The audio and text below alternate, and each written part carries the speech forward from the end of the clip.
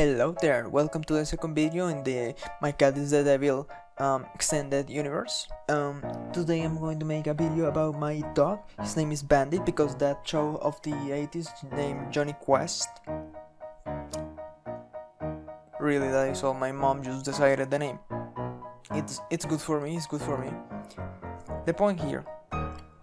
Sadly my dog doesn't have a cool backstory like my cat, who is the cooler son. No, my dog sadly only I went to the store and I asked, hey, can you get me like a beagle? And the lady was like, oh no, we have beagle, but like beagles are really energetic. And I was like, oh yeah, we live in an apartment and we're probably not going to give this dog a lot of exercise, so better get like a dog that isn't as energetic. Which dog isn't energetic? And the lady went, oh, a pug is really absolutely like barely moves. It's basically just a decoration in the house. After like a year, in the first year they are really energetic, but then they become old the next year. I was like, alright. So we went to another store to get the pug cheaper because that first store was actually pretty expensive. Now, the main topic on this video is 3 real stories about my dog. I hope in chronological order, hopefully. The first story is about when we were remodeling my house once because the floor broke, so we had to change it on the outside of the house. Understandable. And we had the door open. My dog was around like 1 year and a half, maybe 3 years, I don't know. And my neighbor was walking his dog. His dog was a pit bull. So usually when I'm walking my dog and I see the pit bull, my dog starts barking. No, like my dog might be pretty dumb. Just saying. Because instead he saw the pit bull walking in front of the house and he went running directly into the pit bull with his mouth open going like, oh yeah man, I'm going to fucking kill this guy. Can you guess what happens next? I will give you a second of pure silence. My dog bites the pit bull and the pit bull just picks my dog with his mouth, covering my dog in drool of the pit bull, and then he just starts like moving his head fast, completely shaking my dog, while one of the workers that was helping like change the floor went running with a bucket of metal and started fucking hitting the pit bull to try to release the pit bull's jaw so he will just drop my pug and hopefully saving my pug's life. And he did survive. He did survive to get into his second story. The second story is about how one day my dog was just outside of the house. We keep like a big door around the house. There is like how to call it, I don't know. There is a thing around the house, and my dog was barking and doing stuff around the house. And suddenly, my dad starts noticing that the dog is acting strange. He started barking more than usual. He started like running around the house, which again, pugs not very energetic. They are just decoration. Pretty freaking weird. So my dad went to check the pug, and turns out he was swelling. He was getting all puffy and all around his face, completely swelling. Turns out apparently he was bitten by a type of caterpillar, I believe. And these things bite normally, and these animals are not very poisonous, not very venomous or whatever. Usually it just hurts a lot when you get bitten by them. It's an extreme amount of pain. But turns out, as we went to the bed to try and save my pug life, as he was having a hard time breathing, all going like he's going to die, the veterinarian tells us, and he just checks and says, oh yeah, he just got bitten by some type of insect. Turns out he was allergic. My pug randomly was allergic to this type of caterpillar that isn't even normal in my country.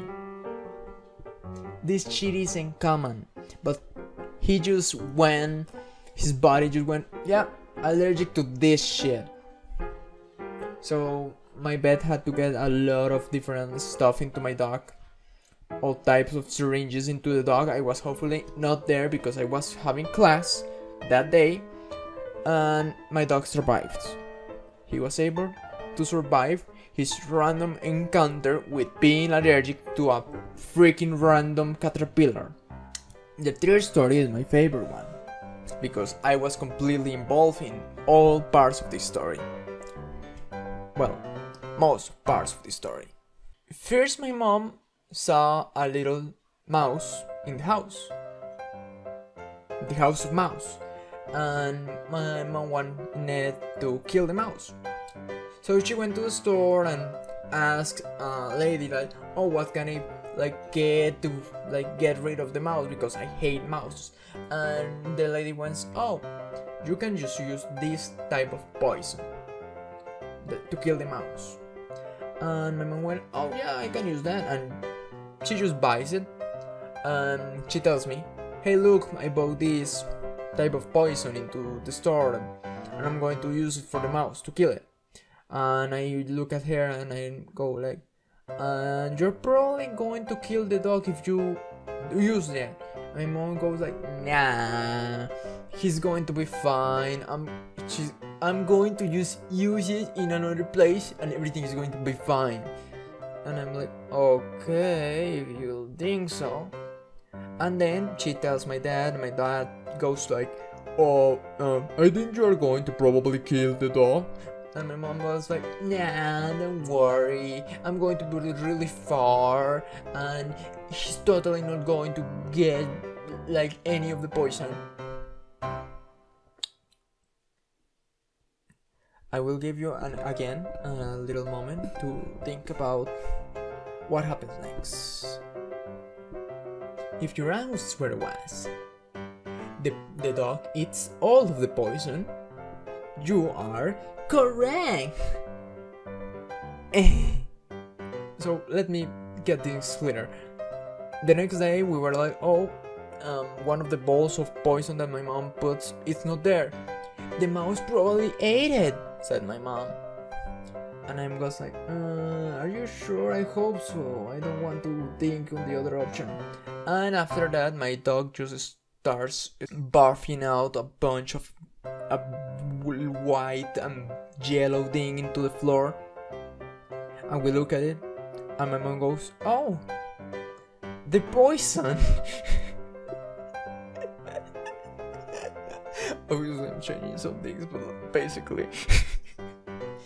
And after that we had to go to the vet again and tell the vet, oh yeah, my mom accidentally poisoned my dog. And luckily my mom used a type of poison that is very common, so we have a type of antidote that is used in dogs. Excellent, my dog just got his life saved. He survives that perfectly. The one minuscule detail that I want to say, that the vet got different types of syringes. He puts 5 different syringes into the dog to make sure he was alright. And when he was about to finish, he said oh, I need to put one last syringe that is the actual antidote for the dog. I need you, talking about my mom and me, to grab the dog. And I was like, oh, why? The dog didn't even react to the other syringes. It was alright getting all of those liquids inside his body. And the vet just says, just follow me, just just wait. So I grab my dog's front paws and my mom grabs the back of the dog, and the veterinarian goes, well, here it is, and he puts the syringe into the dog. And I was like, oh, the dog didn't react at all to that syringe.